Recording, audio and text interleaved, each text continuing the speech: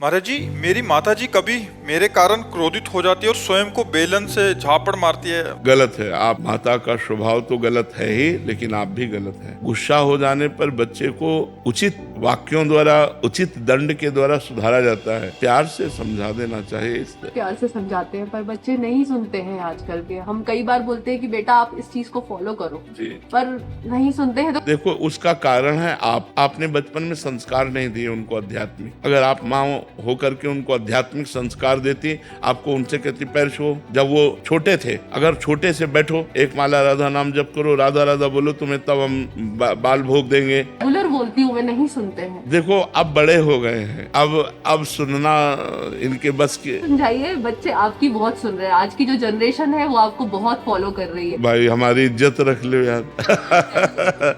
हमारी इज्जत रख लो कि अपने माता पिता के रोज चरण छुओ और माता पिता की आज्ञा का पालन करो। आप इनकी माता जी हैं, आपको चाहे कि इस तरह का व्यवहार ना करें। माता जी अब बच्चों को मार भी नहीं सकते हैं तो मैं अपने आप को हाथ नहीं नहीं, ऐसा उचित नहीं है। नहीं सुनते हैं महाराज। हाँ, अगर वो नहीं सुनते तो भगवान से प्रार्थना कीजिए कि उनको सद्बुद्धि दें और नाम जप कीजिए और इनको दीजिए। जी जी बिल्कुल सिखा रहे। मैंने अपने आप को बहुत शांत किया है इन बच्चों के लिए ही। मैं देखो, वो कह रहा है मैं खा जाऊंगा, मुझे दिक्कत नहीं है मम्मा को। हाँ, वो ये कह रहे हैं। देखो, वो कह रहा है मुझे दर्द होता है अगर मैं इनको मारती हूँ तो। हाँ, तो तुम्हें जब मारती हो अपने को तो इसको दर्द होता है।